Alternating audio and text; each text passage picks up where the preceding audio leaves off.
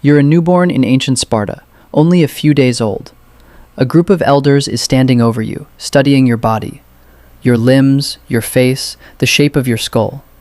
They are not admiring you, they are deciding something. And depending on what they see, this moment might be the only few days of life you ever get. This is not fiction.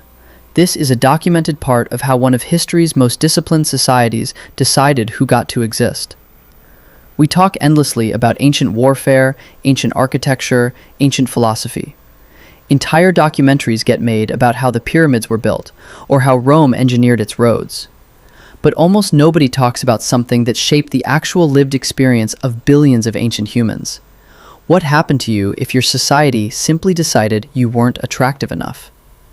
Not unhealthy, not dangerous, just, in someone else's eyes, wrong to look at. And once you start pulling on that thread, you find one of the darkest, strangest, most revealing storylines in all of human history. Let's go back and find out exactly what happened. Let's start with Sparta, because Sparta is where this story gets its most extreme chapter. According to the ancient biographer Plutarch, writing several centuries after the fact, Spartan elders inspected every newborn for visible weakness or deformity.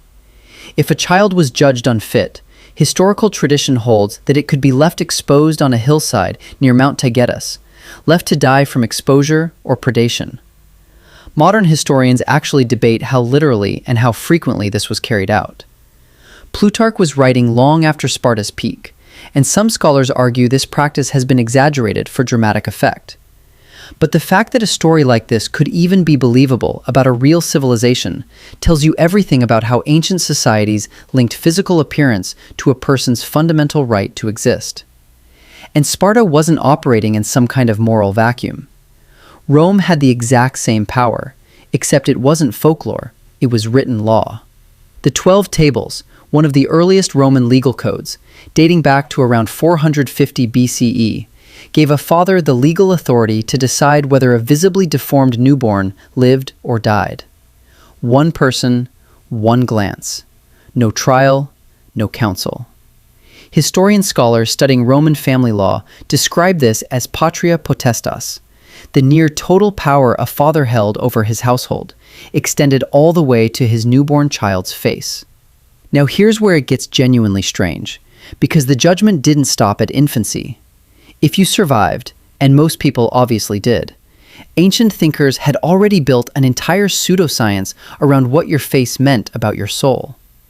Aristotle, one of the most respected minds in human history, took physiognomy seriously. Physiognomy was the belief that your facial features revealed your inner character.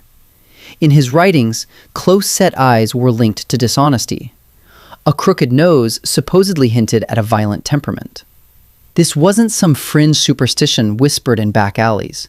This was mainstream intellectual thought, referenced by philosophers, later adopted by Roman writers, and it stuck around in various forms for centuries, quietly shaping who ancient people trusted, hired, and married before a single word was ever exchanged.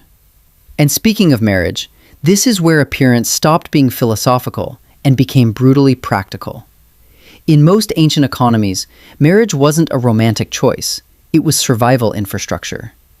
In Rome, a family's dowry could be adjusted based on how a daughter's appearance was perceived by the community. In parts of ancient China, professional matchmakers assessed a bride's face, teeth, and body before arranging a match. If you were considered unattractive, you weren't just facing rejection. You were facing exclusion from the one social safety net that existed. It got even heavier for anyone with a visible disability or facial difference. Several ancient Mesopotamian traditions treated unusual births as divine messages rather than medical events. Priests recorded them, interpreted them, sometimes as warnings for the entire community, sometimes as omens requiring ritual correction. Your body, in these belief systems, wasn't fully your own. It was a kind of message board for the gods, and you had no say in what people decided it meant. But here's the twist that genuinely surprises people when they hear it, because it's easy to assume this was universal cruelty across every ancient culture. And it wasn't. Ancient Egypt worshipped a god named Bes. Short, big-bellied, facially unusual by conventional Egyptian beauty standards of the time. And he wasn't feared or mocked. He was one of the most beloved household deities in the entire civilization. Protector of childbirth, protector of the home, present in artwork and amulets across every social class. Egyptians didn't see his appearance as a flaw to hide. They saw it as protective power. And this pattern shows up again in royal courts centuries later.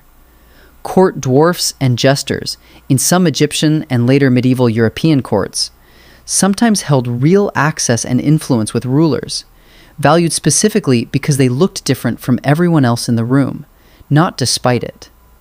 It's a strange contradiction, sitting right alongside the infanticide and the pseudoscience. Proof that ancient attitudes toward appearance were never one simple story.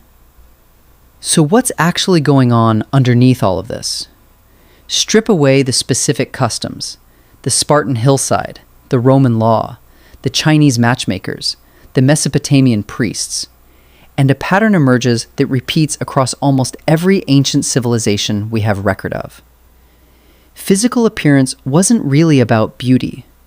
It was a proxy for something much colder, whether a society decided your body had value. And that decision determined your access to marriage, protection, status, and in the harshest documented cases, whether you were even allowed to survive infancy. Here's the part that should make you sit with this a little longer, instead of just filing it under ancient history. Modern research keeps finding the exact same bias, just quieter. Studies on what researchers call the attractiveness halo effect consistently show that conventionally attractive people are more likely to be hired, more likely to be promoted, and in some studies, even treated more leniently by juries in criminal trials. The hillside is gone.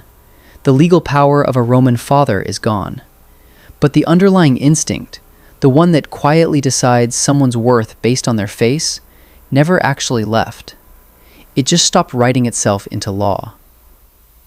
So the next time you scroll past a headline about bias in hiring, or workplace favoritism toward attractive people, or the well-documented advantage good-looking political candidates seem to have in elections, understand what you're actually looking at.